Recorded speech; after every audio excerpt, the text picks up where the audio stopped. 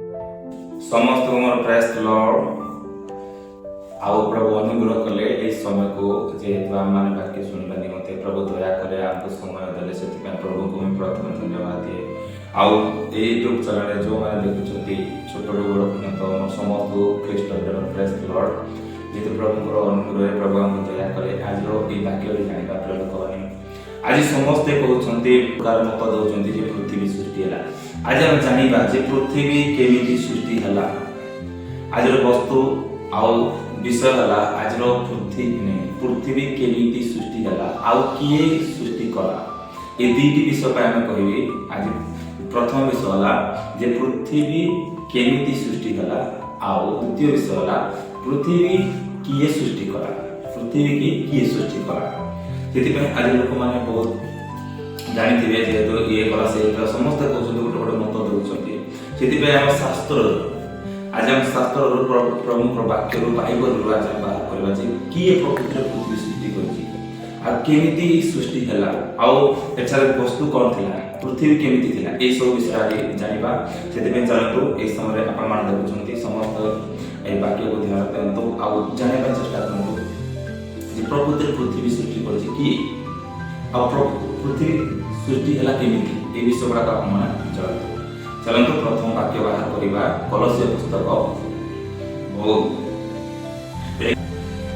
1:15 पद देखा एक प्रकार कहा जाए से अदृश्य ईश्वर प्रतिमूर्ति समस्त सृष्टिर प्रथम जात अदृश्य परमेश्वर जहाँकि जो परमेश्वर ये जगत पूर्व अच्छा ये जगत सृष्टि न होगा पूर्व से परमेश्वर अच्छा से परमेश्वर जहाँकि अदृश्य परमेश्वर सृष्टिर प्रथम जात जहाँ एठारे को गछ को मनीष को गाई को बलद नथिले से प्रथम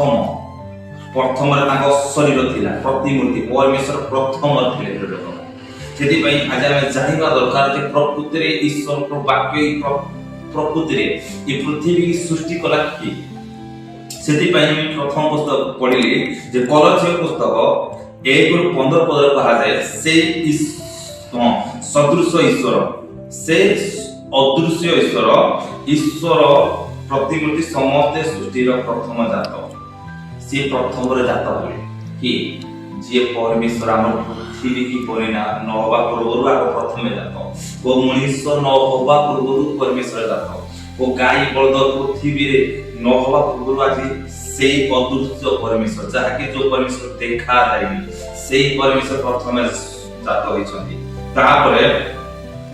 जो 1:16 पद कहा जाए कारण दृश्य और अदृश्य स्वर्गरे और पृथ्वी रे समस्त विषय ताहाको द्वारा सृष्टि है ध्यान दिंतु ये वाक्य को प्रभु को धन्यवाद दिए प्रभु आज सुंदर समय देती आम वाक्य को जानवा निमित्ते जेतु प्रभु को अनुग्रह ये वाक्य द्वारा कहा जाए जे कारण दृश्य और अदृश्य कहबे चाहिए लोक माने जे दृश्य कौन अदृश्य कौन दृश्य को विषय और अदृश्य को विषय दृश्य कहा जाए जहाँ देखा जाए और अदृश्य कहा जाए जहाँ न देखा जाए से परमेश्वर बाइबल द्वारा कहा जाए जे कारण दृश्य और अदृश्य स्वर्गरे और पृथ्वी रे समस्त विषय ताहाको द्वारा सृष्टि है का द्वारा सृष्टि है परमेश्वर को द्वारा दृश्य कि अदृश्य से प्रभु को द्वारा सृष्टि है जो परमेश्वर इस स्वर्ग पृथ्वी की सृष्टि करे से किए प्रकृति रे सृष्टि करियछि आ केमिति सृष्टि है हमें एठारो देखले जे प्रथमे सृष्टि न होगा पूर्व परमेश्वर थिले तापर द्वितीय देखले जे स्वर्ग रे हो कि पृथ्वी रे हो से परमेश्वर सब ही सृष्टि करिछि बुझे पहले जे एठोनी केमिति प्रयोग माने जे आमे जानिबा जे ई बाइबल द्वारा ये वाक्य द्वारा जे सृष्टि केमिति हेई अछि ए विषय में जाने पाछे अब पृथ्वी केमिति प्रथम रे थिला सृष्टि न होवा पूर्व आपण मान जानतो देखंतो जे सृष्टि न होवा पूर्व केमिति पृथ्वी थिला सेति पय यदि हम ए देखिबा जे सृष्टि न होवा पूर्व केमिति पृथ्वी थिला प्रथम रे आसतो आदि पुस्तक 1 अध्याय 1 पद पढतो आदि पुस्तक एक पद जदि देखिबो सेठारे कुआजाए जे आद्यरे परमेश्वर स्वर्ग और पृथ्वी की सृष्टि करे। कौन सृष्टि करे? स्वर्ग और पृथ्वी की सृष्टि करे।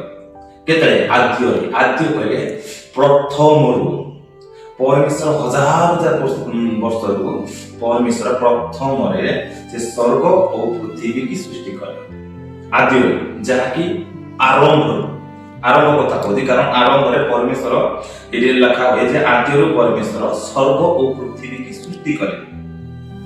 प्रथम से स्वर्ग को सृष्टि करे। सेति पय कलसी पुस्तक जदि 1:16 पद देखो जे दृश्य और अदृश्य सबते ताहाक द्वारा सृष्टि है। का द्वारा? परमेश्वर को द्वारा। अदृश्य कहले स्वर्गदूत, अधिपति, कर्तापण ए सब गुडा को स्वर्ग रे परमेश्वर को द्वारा सृष्टि है अछि। सेति पय एरे कहा जाय जे आद्य रे परमेश्वर स्वर्ग बा कोन कहला स्वर्ग प्रथमे परमेश्वर स्वर्ग को सृष्टि कले, द्वितीय रे से पृथ्वी की सृष्टि कले। तापर हम देखले तापर पृथ्वी केमिति थिला? पृथ्वी निर्जन और शून्य थिला।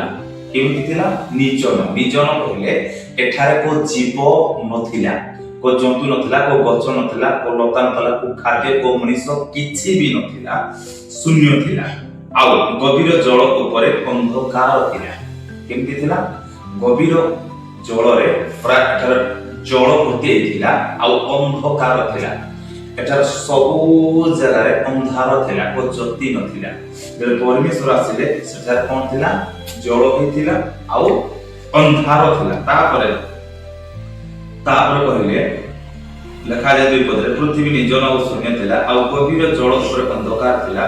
पुणी परमेश्वर आत्मा जल ऊपर व्याप्त थे। तापर परमेश्वर पूरा आत्मा ही जल ऊपर घूरी घूरी। तापर 3 पदरे शॉर्ट सार्वधिक कारण 3 पदरे कहा जाय जे अनंतरे परमेश्वर कहिले दीप्ति हो तही रे दीप्ति हैला। अनंतरे कोन कहले परमेश्वर दीप्ति हो केतेले कहले जेतले अंधकार थिला।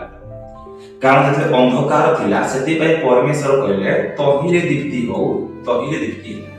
बुझि पहिले सेते बेला परमेश्वर कहिले कोन कहिले मुख द्वारा जे दीप्ति हो लाइट हो तापरे लाइट हैला।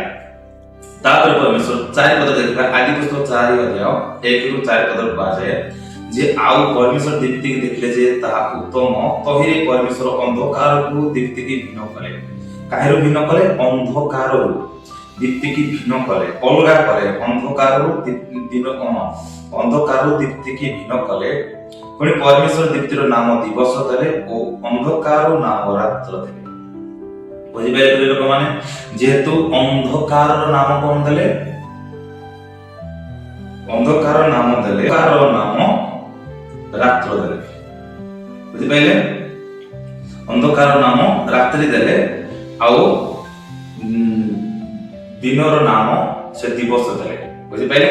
सेति पई ई वाक्य द्वारा परमेश्वर 6 पद रे कहउछंती जे अनंतर परमेश्वर कहले जल मध्य शून्य जात हो। कोन हो? जल मध्य माने जो गभीर जल थिला सेही मध्य शून्य को जात करे। आज हमें जानती आज हमें समस्त को एटा शून्य वाला एमिति एला सेमिति निमन रे लोक मान प्रकृति ईश्वर वाक्य कोन होई जे ईश्वर जल मध्य शून्य को जात करे। कोन बोले? शून्य को जात कले। तापर अनंतर परमेश्वर कहले जल मध्य शून्य जात हो, जल को दुई भाग रे भिन्न करो। परमेश्वर जल को दुई भाग रे भिन्न करे। एई रूपे तापर लोक माने जाने देखो 8 पद रे कहला आ परमेश्वर तोरे सुंदर नाम आकाश मंडल देले। पुणी संध्या प्रतिकाल होई तृतीय दिवस हैला। शॉर्ट सा दोजी कारण वीडियो न पाइलो। तापर 9 पद रे कहले अनंतर परमेश्वर कहले आकाश मंडलर अध्यस्थ समग्र जल एक स्थान संकुलित हो ओ जल मध्य हो तहिरे सही रूपे हैला। सही प्रकार आपण जदि आपण माने आदि पुस्तक 1 अध्याय 1 ରୁ 10 12 14 15 16 आदि देखिबो सेही परमेश्वर को सृष्टि रो विवरण है।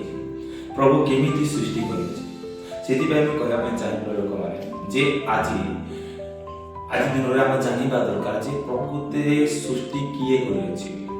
ये पृथ्वी की किए सृष्टि कला आ पृथ्वी केमिति सृष्टि कला ए विषय गुडा आपण माने जानिबा दरकार। सेति पय ए वीडियो द्वारा आपण माने जणो जे सेही परमेश्वर सृष्टि कले जो परमेश्वर को आज ଅନେକ ଲୋକ ଜାଣିନାହାନ୍ତି ପ୍ରିୟ ଲୋକମାନେ। ଯେଉଁ ପ୍ରଭୁଙ୍କ ପାଇଁ ଆଜି ଆମେ ବଞ୍ଚି ନିଶ୍ୱାସ ନେଉଛନ୍ତି, ଯେଉଁ ପ୍ରଭୁଙ୍କ ପାଇଁ ଆମେ ଖାଉଛନ୍ତି, ଯେଉଁ ପ୍ରଭୁଙ୍କ ପାଇଁ ଆଜି ଆମେ ଚାଲୁଛନ୍ତି, ଯେଉଁ ପ୍ରଭୁଙ୍କ ପାଇଁ ଆମେ ବଞ୍ଚିତି, ସେଇ ପରମେଶ୍ୱରଙ୍କୁ ଆଜି ଅନେକ ଲୋକ ଜାଣିନାହାନ୍ତି। ସେଥିପାଇଁ ଆପଣ ଯେତେ ଜଣ ଆପଣମାନେ ଜାଣିଛନ୍ତି ଆଜି ଜାଣନ୍ତୁ ଯେ ସେଇ ପରମେଶ୍ୱର, ଯେଉଁ ପରମେଶ୍ୱର ହେଉଛି ପ୍ରଭୁ ଯୀଶୁ ଖ୍ରୀଷ୍ଟ, এই জগତ এই পৃথিবীকে সৃষ্টি করা ଲୋକମାନେ। କାରଣ ମୁଁ ସେମିତି କହୁନି, କାରଣ এই ବାଇବଲ ଦ୍ୱାରା ଜଣାଇ ଦିଆଗଲେ, এই ବାଇବଲ ଦ୍ୱାରା ଆମେ ଜାଣୁଛୁ ଆଉ ଶିଖୁଛୁ। ସେଥିପାଇଁ ଆପଣମାନଙ୍କୁ ବି କହୁଅଛି ହାଲେଲୁୟା। ସେଥିପାଇଁ এই ବାଇବଲ ଦ୍ୱାରା ଲେଖା ଅଛି ଲୋକମାନେ। କାରଣ এই କାହାଣୀ, এই ବାଇବଲ ଦ୍ୱାରା ଯାହା ଲେଖା ଅଛି, ଯାହା କୁହାଯାଏ ତାହା ଆମେ କହୁଛୁ। ସେଥିପାଇଁ ମୁଁ କହିବା ପାଇଁ ଚାହେଁ, ଆପଣମାନେ ଦେଖିଲେ ପୃଥିବୀକି କେମିତି ସୃଷ୍ଟି ହେଲା, ଆଉ ପୃଥିବୀ କିଏ ସୃଷ୍ଟି କଲା, ଆଉ ପୃଥିବୀ କେମିତି ଥିଲା, ଏଇ ବିଷୟ ଗୁଡ଼ାକ ମୁଁ ଆପଣମାନଙ୍କୁ ଜଣାଇଲି। ଯଦି এই ଭିଡ଼ିଓଟି ଭଲ ଲାଗେ ଆପଣମାନେ ଲାଇକ୍ କରନ୍ତୁ, ସବସ୍କ୍ରାଇବ୍ କରନ୍ତୁ, ଆଉ କମେଣ୍ଟ କରନ୍ତୁ, ଆଉ এই ଭିଡ଼ିଓକୁ ସେୟାର କରନ୍ତୁ। ସେଥିପାଇଁ ଆଗାମୀ ଦିନରେ ଦେଖା ହେବ ନେକ୍ସଟ ଭିଡ଼ିଓରେ।